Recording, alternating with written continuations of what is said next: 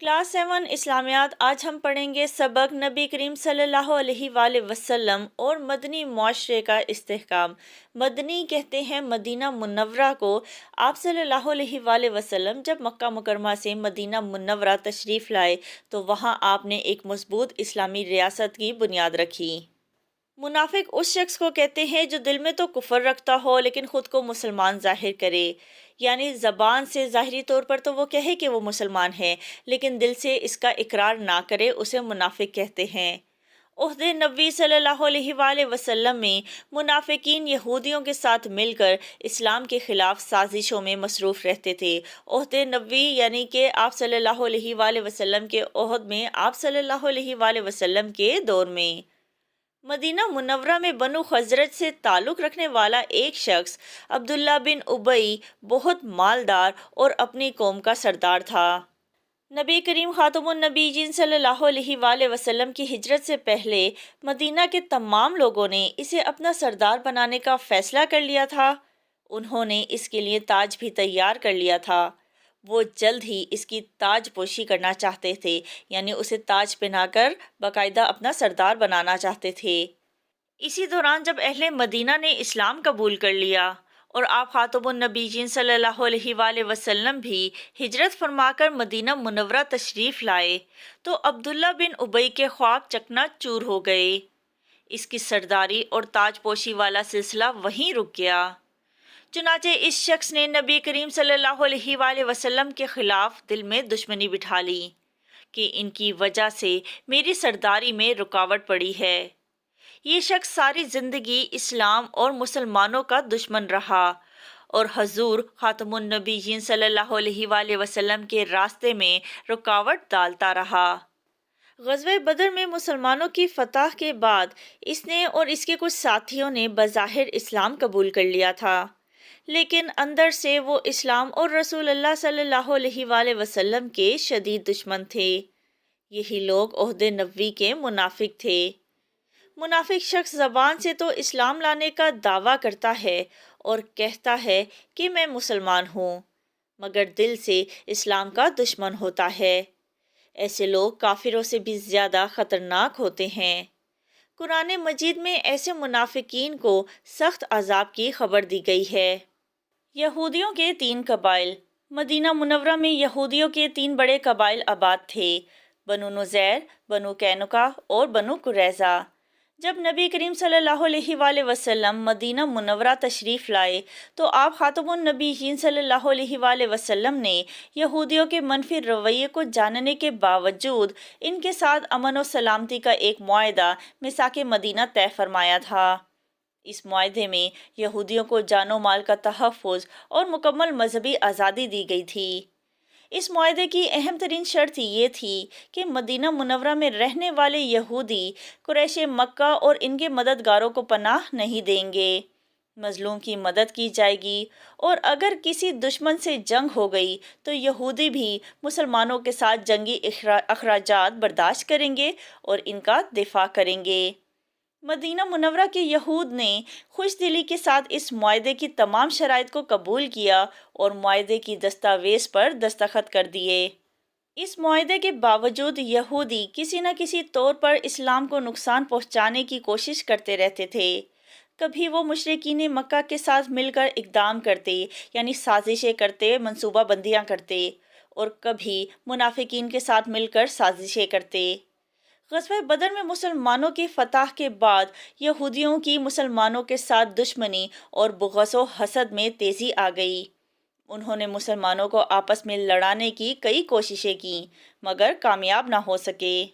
غزوہ بنو قینقاع۔ یہودیوں کے 3 بڑے قبائل میں سے سب سے زیادہ بد فطرت قبیلہ بنو قینقاع تھا۔ یہ لوگ مدینہ منورہ کے اندر ہی رہتے تھے اور پیشہ ور سونار کہتے ہیں سونے کی چیزیں بنانے والا، لوہار لوہے کی چیزیں بنانے والا، اور ظروف ساز تھے۔ ظروف ساز کہتے ہیں مٹی کے برتن بنانے والا۔ ان پیشوں کی وجہ سے ان کے پاس خاصی مقدار میں جنگی سامان موجود تھا۔ یہ مدینہ منورہ کے سب سے بہادر یہودی تھے۔ ان کی تعداد 700 سے زیادہ تھی۔ نبی کریم صلی اللہ علیہ وآلہ وسلم نے ان کو اسلام کی دعوت دی، مگر انہوں نے اسلام قبول کرنے سے انکار کر دیا۔ یہ لوگ مسلمانوں کو اذیت پہنچاتے تھے، یعنی شدید تکلیف پہنچاتے تھے۔ ایک مرتبہ ایک مسلمان خاتون بنو قینقاع کے بازار میں کچھ سامان لے کر آئی۔ سامان بیچ کر وہ کسی کام سے ایک سونار کی دکان پر گئی۔ یہودیوں نے وہاں اس عورت سے بدتمیزی کی اور اسے بہت پریشان کیا۔ جب ان کی شرارت حد سے بڑھی تو عورت نے شور مچا دیا اور مدد کے لیے دہائی دی۔ ایک مسلمان وہاں سے گزر رہا تھا، اس کو پتہ چلا تو اس نے یہودی سونار کو قتل کر دیا۔ یہودی اکٹھے ہو کر آ گئے اور اس مسلمان کو شہید کر دیا۔ شہید مسلمان کے گھر والوں نے نبی کریم صلی اللہ علیہ وآلہ وسلم سے شکایت کی تو آپ نے انصاف کے تقاضے پورے کرنے کے لیے بنو قینقاع سے خون بہا طلب کیا، اور ان کے انکار پر صحابہ کرام رضی اللہ تعالیٰ عنہم کے ہمراہ بنو قینقاع کا محاصرہ کر لیا۔ پھر اللہ تعالیٰ نے یہودیوں کے دلوں میں رعب ڈال دیا، یعنی خوف ڈال دیا۔ بنو قینقاع نے ہتھیار ڈال دیے اور رسول اللہ صلی اللہ علیہ وآلہ وسلم کا ہر فیصلہ قبول کرنے کا اعلان کیا۔ آپ صلی اللہ علیہ وآلہ وسلم نے عبداللہ بن ابی کے پرزور اصرار پر ان کی جان بخشی کر دی، البتہ انہیں حکم دیا کہ وہ مدینہ منورہ سے نکل جائیں، یہ سب لوگ ملک شام کے علاقوں میں چلے جائیں۔ غزوہ بنو نذیر، جب نبی کریم صلی اللہ علیہ وآلہ وسلم ہجرت کر کے مدینہ منورہ تشریف فرما ہوئے تو آپ صلی اللہ علیہ وآلہ وسلم نے مسلمانوں اور یہودیوں کے درمیان واضح شرائط پر جو معاہدہ طے کیا، بنو نذیر بھی اس معاہدے کے رکن تھے، لیکن یہودی قبائل اور خاص کر بنو نذیر ہمیشہ منافقانہ رویہ اختیار کیے رہے، یہاں تک کہ 4 ہجری میں انہوں نے رسول کریم صلی اللہ علیہ وآلہ وسلم کو معاذ اللہ شہید کرنے کی سازش کی، جس کا بروقت آپ کو علم ہو گیا۔ آپ صلی اللہ علیہ وآلہ وسلم نے اپنے مشہور شہ سوار یعنی گھوڑ سوار حضرت محمد بن مسلمہ رضی اللہ تعالیٰ عنہ کے ذریعے سے بنو نذیر کو پیغام بھجوایا، تم لوگوں نے بہت بڑے جرم کی منصوبہ بندی کی ہے، اس لیے تمہارے بارے میں یہ فیصلہ ہے کہ 10 دن کے اندر اندر مدینہ چھوڑ کر چلے جاؤ، اس کے بعد مدینہ طیبہ میں جو یہودی نظر آئے گا قتل کر دیا جائے گا۔ یہود کو جب آپ صلی اللہ علیہ وآلہ وسلم کا پیغام ملا تو انہوں نے فوراً منافقوں کے سردار عبداللہ بن ابی سے رابطہ کیا۔ اس نے کہا، اپنی جگہ ڈٹے رہو، میں تمہارے ساتھ ہوں، میرے پاس 2000 بہادروں کا لشکر ہے، میں اس سے تمہاری مدد کروں گا، دیگر قبائل بھی تمہاری مدد کریں گے۔ بنو نذیر کو جب عبداللہ بن ابی کا پیغام ملا تو انہوں نے جلا وطن ہونے کا ارادہ ترک کر دیا، یعنی وطن چھوڑنے کا ارادہ ترک کر دیا اور اپنے قلعوں میں پناہ لے لی۔ ادھر مسلمانوں نے ان کے قلعوں کا محاصرہ کر لیا۔ بنو نذیر کی توقع کے بالکل برعکس ان کی مدد کے لیے عبداللہ بن ابی نہ آیا، نہ بنو غطفان اور نہ بنو قریظہ آئے۔ منافقین کو اس قدر حوصلہ نہ ہو سکا کہ وہ کھل کر اہل ایمان کے خلاف لڑائی کے لیے میدان میں آ جائیں۔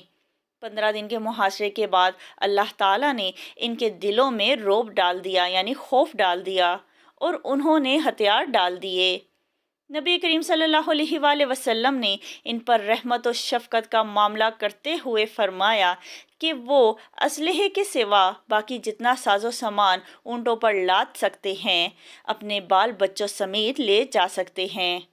بنو نذیر نے اس معاہدے کے بعد اپنے گھروں کو برباد کیا، مکانات اجاڑ ڈالے، اپنے بیوی بچوں کو اونٹوں پر سوار کیا، گھر کا ساز و سامان لادا اور 600 اونٹوں کا یہ قافلہ ملک شام کی طرف روانہ ہو گیا۔ ان میں سے کچھ لوگ خیبر جا کر آباد ہو گئے۔ مال غنیمت کے طور پر بہت سا اسلحہ اور بڑی تعداد میں جنگی سامان اہل ایمان کے قبضے میں آ گیا۔ اس طرح مسلمان عسکری اور دفاعی طور پر مضبوط ہوئے اور مدینہ طیبہ بنو نذیر کے ناپاک وجود سے پاک ہو گیا۔ سبق ہم نے پڑھا، اب اس کی مشق کرتے ہیں۔ درست جواب کی نشاندہی کیجیے۔ نمبر 1، منافقین کے سردار عبداللہ بن ابی کے قبیلے کا نام تھا۔ جواب ہے بنو خزرج۔ نمبر 2، بنو قینقاع کا پیشہ تھا۔ جواب ہے سونار، حروف ساز، لوہار۔ نمبر 3، غزوہ میں شکست کے بعد بنو قینقاع کے لوگ چلے گئے؟ جواب ہے شام۔ نمبر 4، رسول کریم صلی اللہ علیہ وآلہ وسلم کو معاذ اللہ شہید کرنے کی سازش کی؟ جواب ہے بنو نذیر نے۔ 5، بنو نذیر کے قلعے کا محاصرہ جاری رہا؟ جواب ہے 15 دن۔ مختصر جواب دیجیے۔ سوال نمبر 1، منافق کسے کہتے ہیں؟ جواب ہے منافق اس شخص کو کہتے ہیں جو دل میں کفر رکھتا ہو لیکن خود کو مسلمان ظاہر کرے۔ سوال نمبر 2، مدینہ منورہ میں یہودیوں کے کون سے 3 بڑے قبائل آباد تھے؟ جواب ہے مدینہ منورہ میں یہودیوں کے 3 بڑے قبائل آباد تھے، بنو نذیر، بنو قینقاع اور بنو قریظہ۔ سوال نمبر 3، بنو قینقاع کے خلاف کارروائی کا سبب کیا تھا؟ جواب ہے بنو قینقاع کے خلاف کارروائی کا سبب یہ تھا کہ وہ شہید مسلمان کا خون بہا نہیں دے رہے تھے۔ سوال نمبر 4، بنو نذیر کے خلاف کارروائی کا سبب کیا تھا؟ جواب ہے بنو نذیر کے خلاف کارروائی کا سبب یہ تھا کہ انہوں نے رسول کریم صلی اللہ علیہ وآلہ وسلم کو معاذ اللہ شہید کرنے کی سازش کی تھی۔ سوال نمبر 5، مسلمانوں کو بنو نذیر کی شکست کا کیا فائدہ ہوا؟ جواب ہے مسلمانوں کو بنو نذیر کی شکست کا یہ فائدہ ہوا کہ مال غنیمت کے طور پر بہت سا اسلحہ اور بڑی تعداد میں جنگی سامان ان کے قبضے میں آ گیا۔ اس طرح مسلمان عسکری اور دفاعی طور پر مضبوط ہوئے۔ تفصیلی جواب دیجیے۔ عبداللہ بن ابی اور دوسرے منافقین کے بارے میں آپ کیا جانتے ہیں؟ جواب ہے مدینہ منورہ میں بنو خزرج سے تعلق رکھنے والا ایک شخص عبداللہ بن ابی بہت مالدار اور اپنی قوم کا سردار تھا۔ مدینہ کے تمام لوگوں نے اسے اپنا سردار بنانے کا فیصلہ کر لیا۔ وہ جلد ہی اس کی تاج پوشی کرنا چاہتے تھے۔ اسی دوران جب اہل مدینہ نے اسلام قبول کر لیا اور آپ صلی اللہ علیہ وآلہ وسلم بھی ہجرت فرما کر مدینہ منورہ تشریف لائے تو عبداللہ بن ابی کے خواب چکنا چور ہو گئے۔ اس کی سرداری اور تاج پوشی والا سلسلہ وہیں رک گیا۔ اس شخص نے نبی کریم صلی اللہ علیہ وآلہ وسلم کے خلاف دل میں دشمنی بٹھا لی اور ساری زندگی اسلام اور مسلمانوں کا دشمن رہا اور حضور کریم صلی اللہ علیہ وآلہ وسلم کے راستے میں رکاوٹ ڈالتا رہا۔ غزوہ بدر میں مسلمانوں کی فتح کے بعد اس نے اور اس کے کچھ ساتھیوں نے بظاہر اسلام قبول کر لیا تھا، لیکن اندر سے وہ اسلام اور رسول اللہ صلی اللہ علیہ وآلہ وسلم کے شدید دشمن تھے۔ یہی لوگ عہد نبوی کے منافق تھے۔ سوال نمبر 2، غزوہ بنو قینقاع کو اپنے الفاظ میں بیان کریں۔ جواب ہے یہودیوں کے 3 بڑے قبائل میں سے سب سے زیادہ بد فطرت قبیلہ بنو قینقاع تھا۔ یہ لوگ مدینہ منورہ کے اندر ہی رہتے تھے۔ یہ مدینہ منورہ کے سب سے بہادر یہودی تھے۔ ان کی تعداد 700 سے زیادہ تھی۔ نبی کریم صلی اللہ علیہ وآلہ وسلم نے ان کو اسلام کی دعوت دی مگر انہوں نے اسلام قبول کرنے سے انکار کر دیا۔ یہ لوگ مسلمانوں کو اذیت پہنچاتے تھے۔ ایک مرتبہ ایک مسلمان خاتون بنو قینقاع کے بازار میں کچھ سامان لے کر آئی۔ سامان بیچ کر وہ کسی کام سے ایک سونار کی دکان پر گئی۔ یہودیوں نے وہاں اس عورت سے بدتمیزی کی اور اسے بہت پریشان کیا۔ ایک مسلمان وہاں سے گزر رہا تھا، اس کو پتہ چلا تو اس نے یہودی سونار کو قتل کر دیا۔ یہودی اکٹھے ہو کر آ گئے اور اس مسلمان کو شہید کر دیا۔ شہید مسلمان کے گھر والوں نے نبی کریم صلی اللہ علیہ وآلہ وسلم سے شکایت کی تو آپ صلی اللہ علیہ وآلہ وسلم نے انصاف کے تقاضے پورے کرنے کے لیے بنو قینقاع سے خون بہا طلب کیا۔ ان کے انکار پر صحابہ کرام رضی اللہ تعالیٰ عنہم کے ہمراہ بنو قینقاع کا محاصرہ کر لیا گیا۔ یہودی قلعہ بند ہو گئے۔ مسلمانوں نے 15 روز تک محاصرہ جاری رکھا۔ پھر اللہ تعالیٰ نے یہودیوں کے دلوں میں رعب ڈال دیا۔ بنو قینقاع نے ہتھیار ڈال دیے اور رسول اللہ صلی اللہ علیہ وآلہ وسلم کا فیصلہ قبول کرنے کا اعلان کیا۔